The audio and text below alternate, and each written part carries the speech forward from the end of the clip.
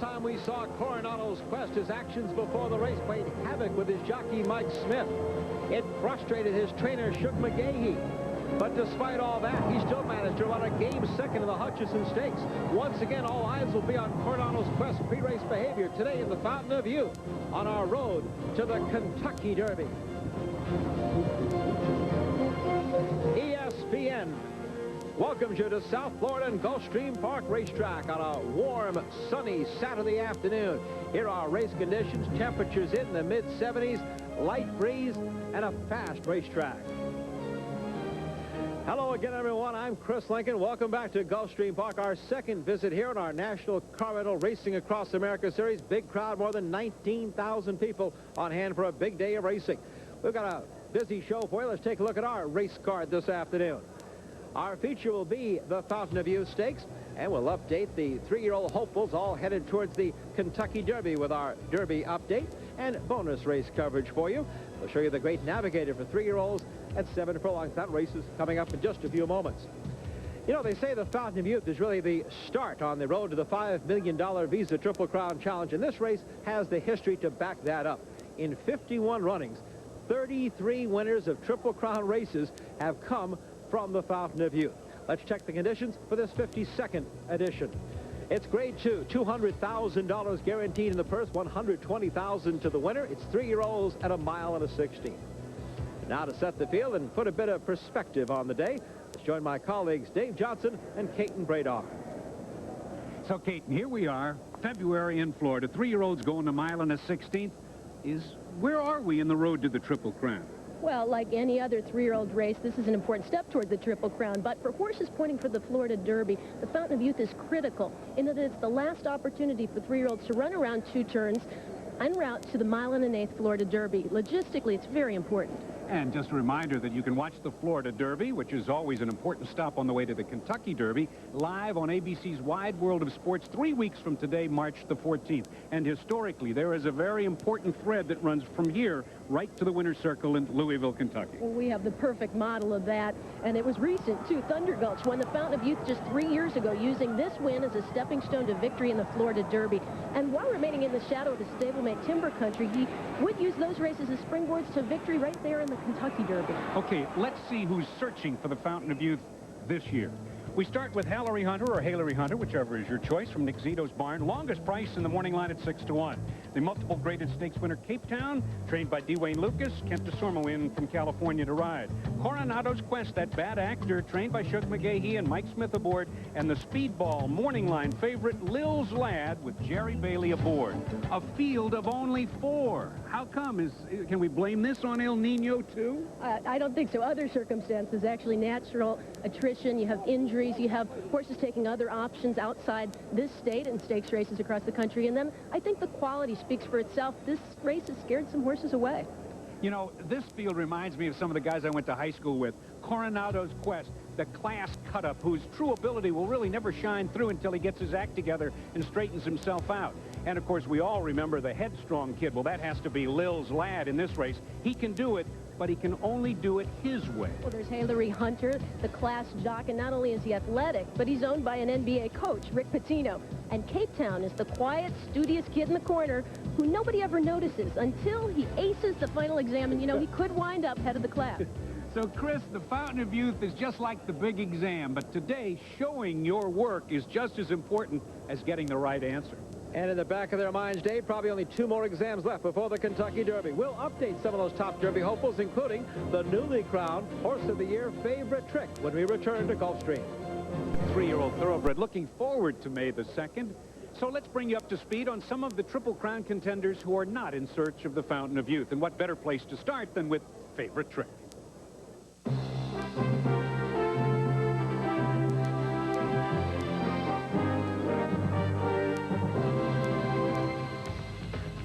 The Horse of the Year continues to breeze along the Derby trail. Trainer Bill Mott has selected the March 14th Swale Stakes as his first objective. Breeders' Cup juvenile runner-up, Dawson's Legacy, has lost some time due to joint soreness and a virus, and will likely not start again before April.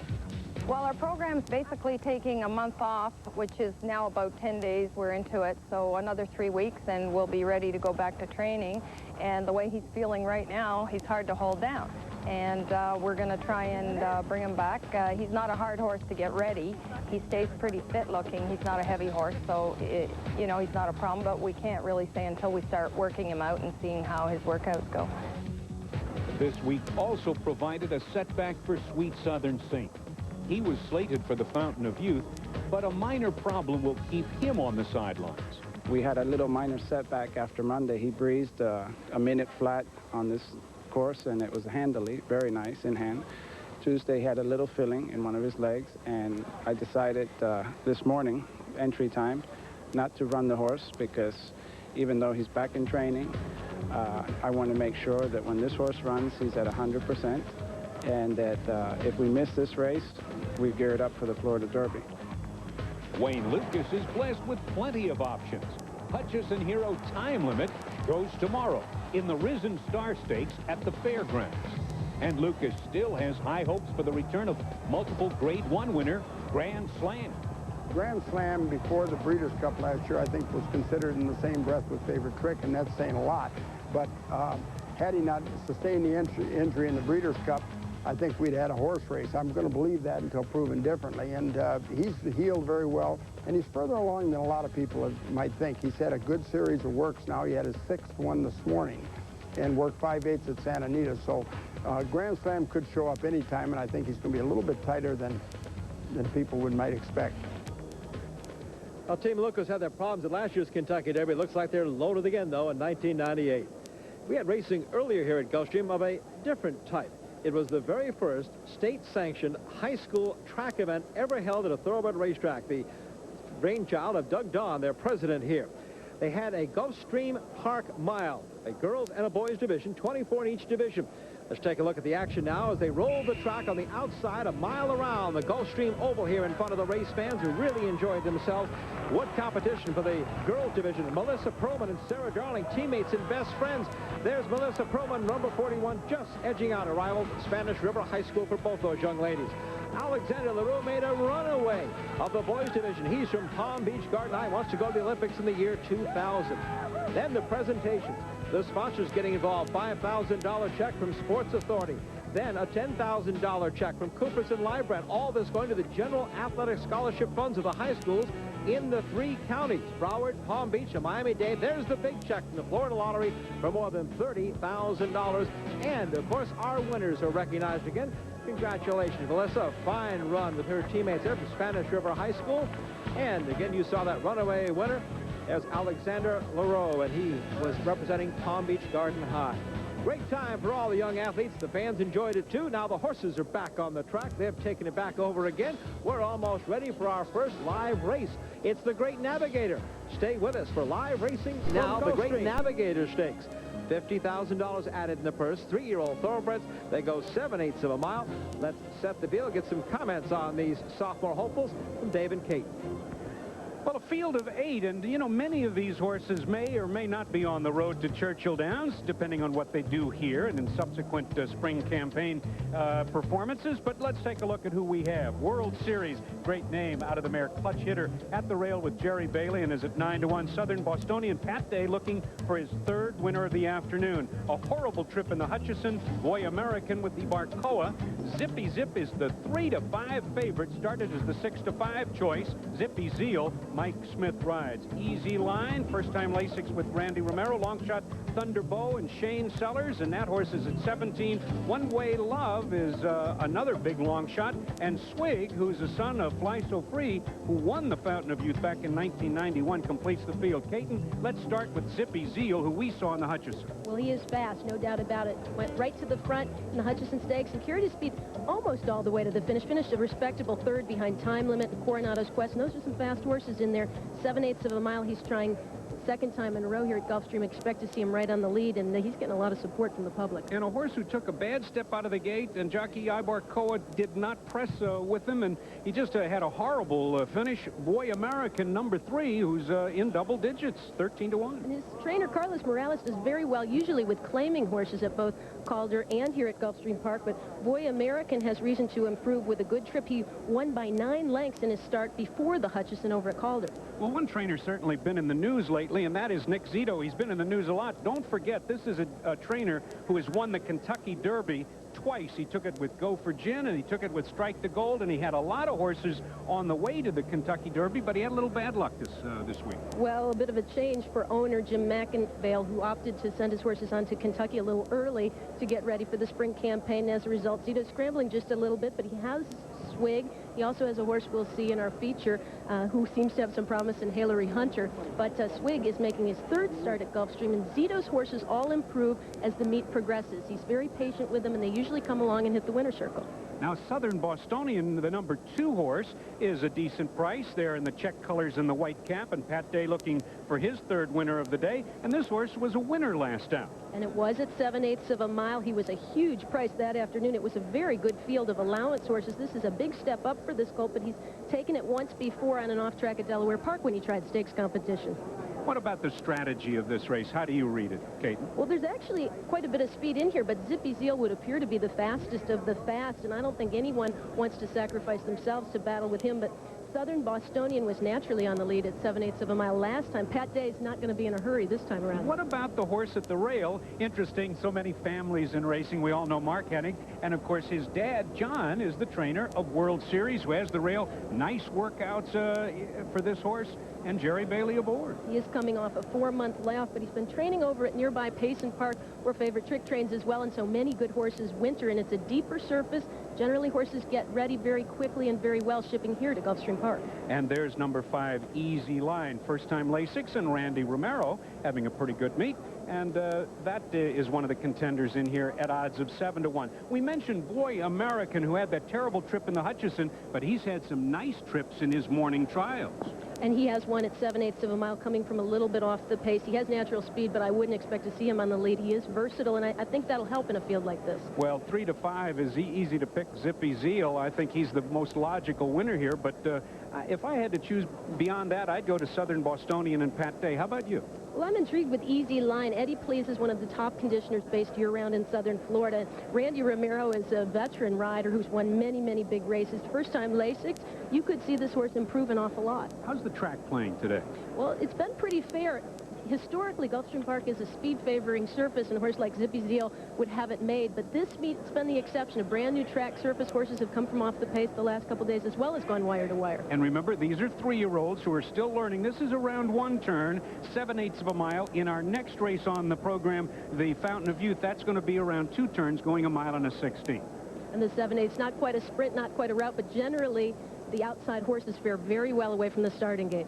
And even with the rain that has been here, we had even a shower yesterday morning. The track is labeled fast.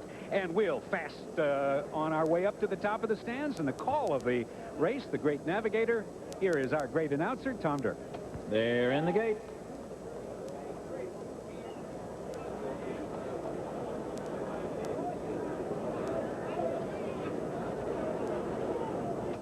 Field settled down in the starting gate. And they're off. Easy Line in mid-pack, and there goes Zippy Zeal. And toward the outside, Thunderbow. Zippy Zeal out to grab the lead. Thunderbow is running in second. Easy Line is third. Southern Bostonian in between horses fourth. World Series coming up the inside fifth. Zippy Zeal with a lot of company here. It's Zippy Zeal 3/4 of a length, surrounded by challengers. Southern Bostonian to his inside second. Thunderbow on the outside third. Bailey secures the rail with World Series right up there fourth. Boy American fifth. Easy Line between horses 6 by 2. Followed by One Way Love and a break of 5 back to Swig the trailer. A fast and furious first quarter here. 22 seconds flat. Zippy Zeal has lost the lead to Southern Bostonian. Southern Bostonian in front by a head. Zippy Zeal counters immediately, and Zippy Zeal reclaims the lead. It is Zippy Zeal in front by a neck. Southern Bostonian second by 2.5. World Series back to third. Boy American fourth. Easy Line back pedals to fifth. Thunderbolt on the outside, followed by One Way Love and Swig. And the field turns for home. Zippy Zeal comes off the turn wide. Southern Bostonian is in front again. It is Southern Bostonian coming to the 8th hole with the lead by 3. Boy American second, and Zippy Zeal has packed it in the final 16. It's Southern Bostonian, Boy American, farther back Swig, and One Way Love. Southern Bostonian gets it by 2.5 lengths over Boy American, both for third.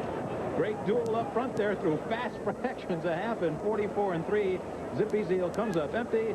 Southern Bostonian had it when it counted. Southern Bostonian, last time out with an allowance win here by half a length, comes up under Stakes Company now to win the Great Navigator. Southern Bostonian gives Pat Day his 3rd winner of the day. We'll be back to make it official. Into the winner's circle, Francis McDonald is the owner of Southern Bostonian, and Hartley the trainer, and Pat Day with his 3rd winner of the day. Dave Johnson has a look at just how Southern Bostonian won the Great Navigator. Well, it was a mix of speed and stick, but take a look here as Zippy Zeal in the orange colors on the outside has the lead. Pat Day cuts the corner, saves the ground, never goes to the whip, and hand rides Southern Bostonian, who's a hard-nosed colt, by Silver Ghost, who's now won half of his 8 starts and turns in a real nice performance here this afternoon as Boy American, the horse who had the terrible trip in the Hutchison, but the nice workouts since then, gets the runner-up spot.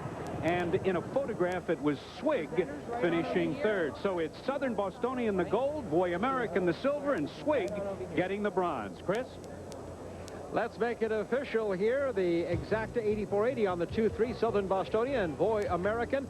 Swig getting up for the show. In the 7 furlongs for the Wittenauer split times for the race.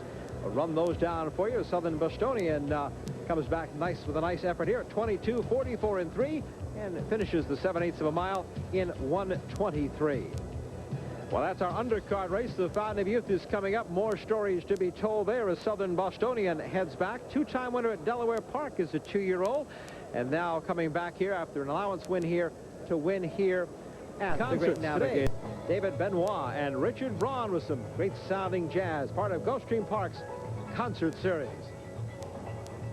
Southern Bostonian, who just won the Great Navigator, as you saw, Dave Johnson got a word with their connections. They said they're going to push on in the Triple Crown Trail. To point out he's already won at the mile and the 16th. Pat Day said he likes the way the colt moves, so add Southern Bostonian to your early Derby hopefuls. Now let's focus on our big race today, the Fountain of Youth Stakes. Let's begin with how the fans see it here. Here are the current odds at Gulfstream Park, presented by Las Vegas. Lil's Lad, even money. Coronado's Quest 4-5. They're battling for the favorites role. And of course, Coronado's Quest has been the big story ever since the Hutchison Stakes. Caton Brader has more on that. Chris, anyone with a problem child can identify with trainer Shug McGahee. His horse has been called everything from spoiled brat to psycho to the Dennis Rodman of the thoroughbred business. But this is a racehorse that has won 5 of 7 lifetime starts, including 3 graded stakes races, and he set a track record. Through all the frustration, McGahee remembers that deep down inside Coronado's Quest beats the heart of a true racehorse.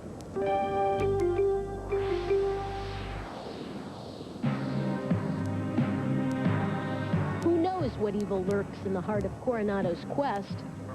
Not his trainer, Shug McGahee. I think that it's a lot in the 49er, and I think that probably in his on his dam side too, that he's got something that triggers it off, where it's some kind of if it's a temper tantrum, whether it's a chemical imbalance or what it is. I don't think that he's a nervous horse per se.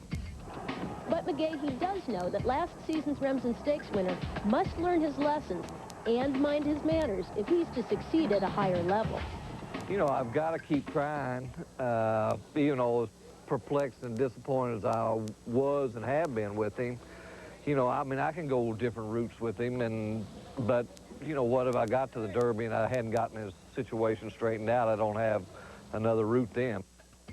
The problem was most evident in the paddock before last month's Hutchison Stakes, when the colt literally bucked tradition and his jockey Mike Smith, who had to chase his horse down the track on foot just to get to the starting gate. Just praying that we can keep him moving, you know, really. The key to the thing is just keeping him going. Once we had to stop, and everything, once he had to stop, then he stops, and now the show's on after that. I mean, it's just a mess after that. But once you get him out on the racetrack and get him going, well, he turns right back into business again. In spite of all the trouble, the Stuart Janney III homebred finished a close second in the Hutchison Stakes, giving his trainer hope, but leaving one task. Try to work the thing out the best way I can, you know. It's, like I say, there was nobody more disappointed than me and the Hutchison, and I hadn't, you know, I didn't have any idea that he was going to act that way, and I think that the problem just got more complex and more complex as it went along, and, you know, nobody wants to see that happen, and I sure hope that it doesn't happen on Saturday. The situation is nothing new for the veteran trainer, who experienced similar problems with the flighty filly, My Flag. With time and a pony by her side, she put her problems behind her to win the 1995 Breeders' Cup Juvenile Filly race. So far, the same tactics haven't worked for Coronado's Quest. But for the Fountain of Youth, McGahee will add a few twists, including a longer, slower work schedule, cotton in the colt's ears, Lasix, and more schooling in the paddock. Lots of schooling. And if practice makes perfect, it may be the first time the race will be won in the paddock. You know, I keep making additions and I keep taking away, and, you know, maybe one of these days that we're going to come up with the right formula, but all I can do is just keep doing what I've been doing. The people at the mouth of the tunnel that have gathered right smack in the middle are getting a better view than any of us in the center of the paddock or any of the horsemen either. They will not allow any person to step past the pony line of fire that's protecting Coronado's Quest, but word is that so far he's been pretty well behaved and pretty quiet. This is a complete change in his routine, though, and it's going to be interesting to see if the crowd bothers the rest of the horses. How they get him out there is going to be anybody's guess. Dave? Well, out here on the front side, the security force has really cleared the way. I mean, you'd think there was anthrax in the winner's circle the way that they are clearing people away from here. But I guess you're going to get a better shot than I am, because I've been pushed back almost to the grandstand. Well, I hope people at Churchill Downs are taking notes here. I don't know if they're going to be as accommodating to Coronado's Quest. Is number one there. And as we go to our jockeys, we can tell you Jerry Bailey's on top of that. And I can also tell you that Coronado's Quest has come galloping out on the racetrack. Came shooting out of that tunnel like he was released from one of the stalls at the National Finals Rodeo. He charged out, went right down the track. He's going to gallop right past the starting gate. Well, I don't know what lessons you learned from something like that as a racehorse, but Gulfstream's done their job. They got him on the track without an incident. I guess you could say this is the start of my post-parade. He's messing me up totally. Coronado's Quest. You know about him, the big 3-year-old colt, first time on Lasix, trying to calm him down. Has been worse than second only once in 7 starts. Second by a neck in the Hutchison last start after being the bad actor in the paddock. Having Mike Smith chase him for an 1/8 of a mile down the racetrack to try to get on. But he seems to be okay today. Coronado's Quest is on the racetrack. When we come back, we'll bring the others on the track. They know how to do this. We'll have a post-parade when we come back. $200,000 stake for 3-year-olds, the first major prep towards the Kentucky Derby. The race that, in fact, has produced 13 winners of the Roses. Remind you, has come out for the parade. About 2 minutes ago, Coronado's Quest came galloping through that tunnel that comes from the back paddock to the front paddock. There he goes, and instead of the call to the post, I could have sworn I heard somebody yell, "Hi-oh, Silver, away!" I've never seen anything quite like that. Well, the rest of them have come out, the other 3, as part of our field here, so we'll have a post-parade. And we'll start with the one-horse Hallery Hunter, or Hallery Hunter. We're getting different thoughts on that, as we'll talk about this young 3-year-old, a $135,000 Keeneland purchase as a 2-year-old in training, looking to move up after running second to Lil's Lad and Coronado's Quest in his last 2 races. This a key race for his future. The trainer Nick Zito, he's got the Celtic clover on there for Rick Pacino, his owner. Pat Day, the rider. The 2 is Cape Town. Maybe trainer Dwayne Lucas's best Derby prospect in the East. He's won both starts at today's mile and a 16th distance. He has championship breeding. Kent DeSomo, the rider, 2-time Eclipse winner, Cape Town. Coronado's Quest, you saw bolt out earlier. He's off somewhere around Hallandale here. The 4-horse Lil's Lad, a $160,000 Keeneland yearling purchase. the ownership team of Lillian Durst. Then they've sold part of this horse to Will Farish and Centennial Farm. He's undefeated this year in 2 starts. He's the speed horse. They're trying to get him to relax a little bit better today. He's got a great pilot to teach him some lessons. That would be Jerry Bailey. Well, those are 3 of our 4. Coronado's Quest, meanwhile, has want nothing to do with any of this, and he is on his own here today as he is just trying to learn how to get to the starting gate without going crazy, and he's still a bit of a handful. But, of course, young 3-year-olds, that's what really this is all about, including one we're going to feature now called Lil's Lad. Lessons are to be learned by both the young thoroughbred and his connections.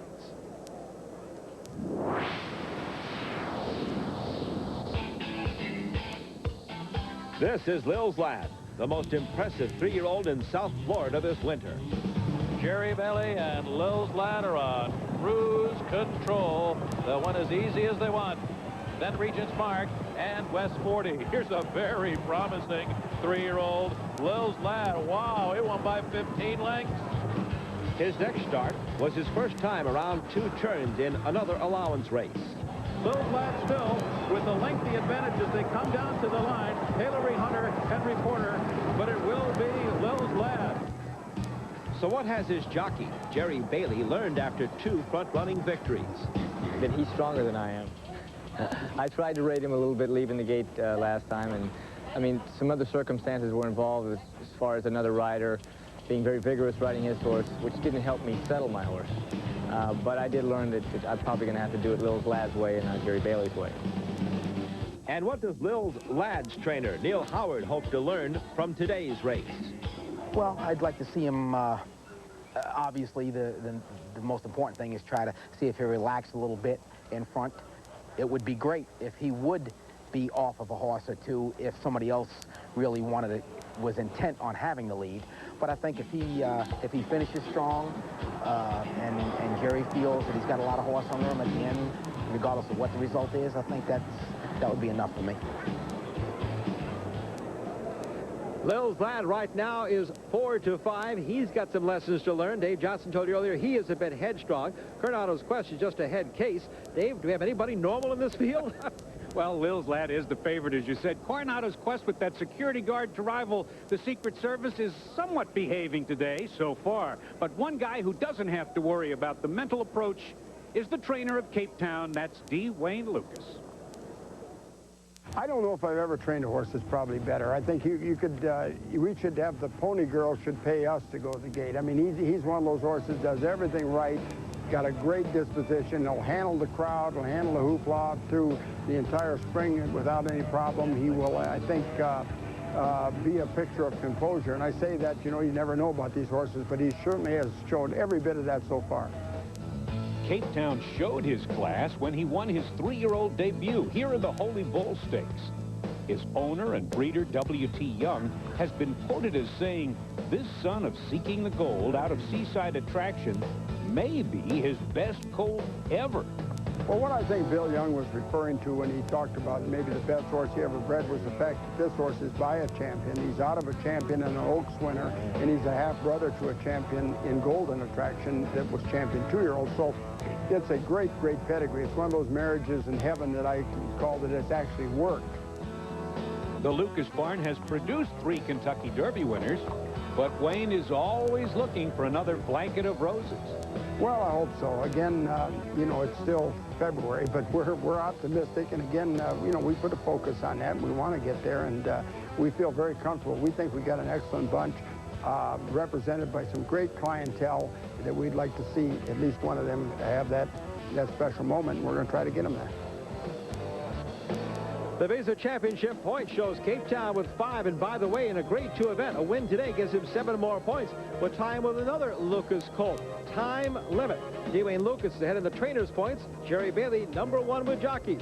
We'll be back to keep an eye on Coronado's Quest. Score going in this mile and a 16th. There's a look at the odds presented by Las Vegas. Lil's Lad still the favorite at 4-5. Oh, we're giving you the favorites, short prices, but how do you get some value out of this event? For our Budweiser long shot, here's Dave Johnson. Well, it's tough to get a double-digit payoff in a 4-horse field, but it's not impossible if you've got a gimmick. And that gimmick is today's cold Budweiser long shot exact. finish with a combination of the early speed of Lil's Lad and the late foot of Hallery Hunter, a combination of Jerry Bailey and Pat Day, a combination of 4 and 1. So after Lil's Lad fights off the early competition, Hallery Hunter should be along to get the runner-up slot and complete that cold Budweiser long shot exacta. And that's 4 Lil's Lad, 1 Hallery Hunter. As they approach the starting gate, some comments from Dave and Kate as we look at Hallery Hunter, one of our Bud Longshot exacta horses. Well, but let's zero in on Coronado's Quest. Big picture, Caton. Better than last time, but this is still a problem. A step forward, but he's gotten a bit hot, as has Lil's Lad, too. Both of them look a little overly sweated up before this race. But Coronado's Quest passed the test, I think. Shug McGahee passed the test so far, but now we have to see what happens on the racetrack when he doesn't get his way, because most of the time he's performed badly before and run well on the racetrack. Now let's see how he moves into the starting gate. And it's the same as last time. This horse is going to be a problem here moving into the Big Iron Monster. He's in. Shug McGahee up and near the press box watching. We go to Tom Durkin for the call. And there is Lil's Lad, who balked before entering the starting gate in his last start. A slight hesitation today, and he's in. We're ready to go in the Fountain of Youth. They're in the gate, and they're off. And Coronado's Quest breaks in front today. Lil's Lad is moving with him, and those two have hooked up just out the starting gate. Then a break of 4. Back to Cape Town, and a long way back to Hallery Hunter, who was unhurried in the early going. Lil's Lad goes on with it. Lil's Lad taking over from Coronado's Quest, and he zips through an opening quarter in 23 seconds flat. It's Lil's Lad in front as they begin the run down the backstretch. Tracked by Coronado's Quest, second by 2, and Cape Town isn't far behind. Well behind is Hallery Hunter. He's almost 20 lengths away from Lil's Lad. Lil's Lad and Jerry Bailey doing very little to harness his natural speed. He's run a half in a testing 46 and 1/5 seconds. He's pulled away by 5 with a half mile to go. Coronado's Quest still running in second, and Cape Town. Kent DeSormo asking Cape Town for his run. Rounding the far turn, gaining on Lil's Lad. The lead now down to a length and a half with 3 furlongs to go.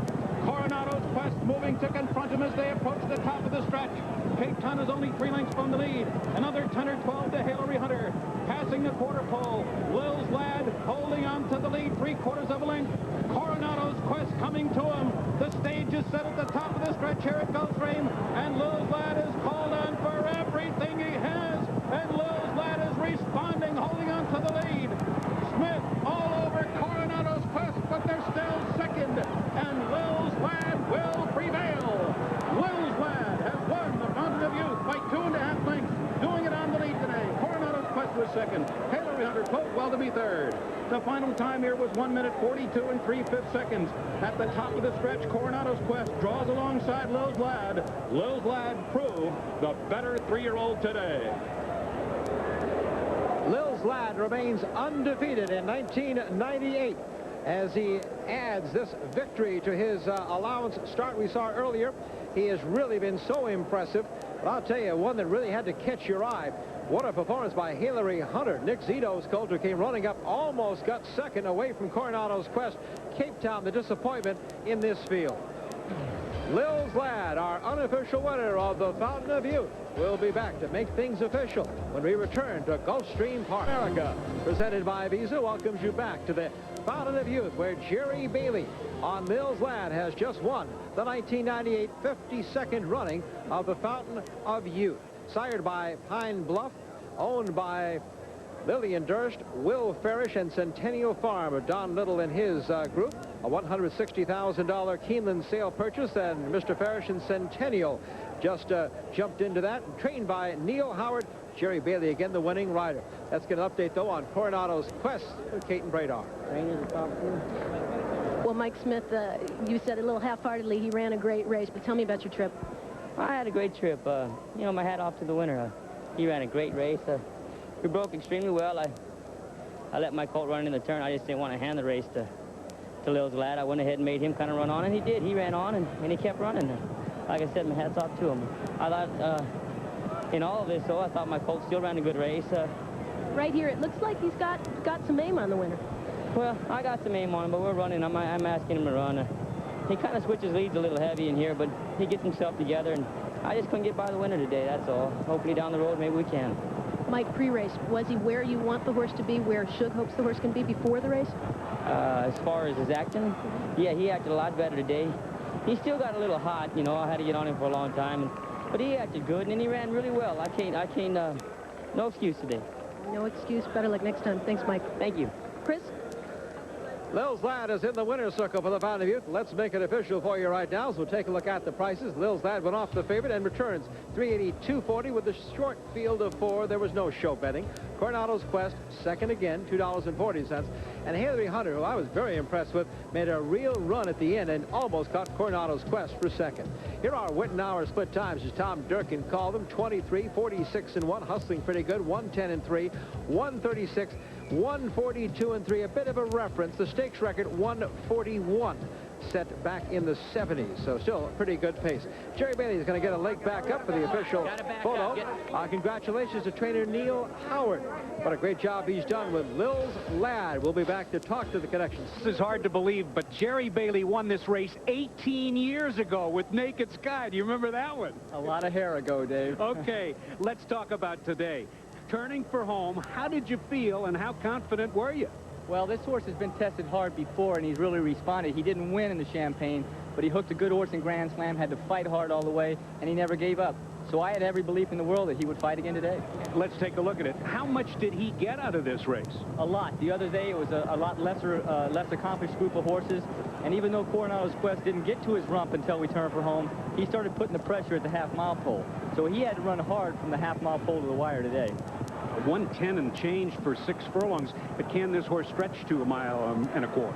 Well, I think he's learning as he goes. So, you know, given the fact he's lightly raced and he should progress with each race, I don't see why not. Congratulations for the pass. Good luck tomorrow in New Orleans. Back to Chris. And I'm joined by Will Farish, who's one of many who's very happy that Lil's Lad won today. Will, it's quite an ownership group you're part of. It certainly is, Chris. It's a very good syndicate. We fortunately bought into this horse, as you remember, last fall, and he's really making into an outstanding colt. The question everybody's asking, I can ask the chairman of Churchill Downs, well, how do you think he'll be on Derby Day? Well, it's certainly our objective to be there. You know, as you know, it's a long way to go. We've got 2 more big races. You always have the question with the front runner whether he wants to go the distance, but he certainly answered a lot of questions for us today.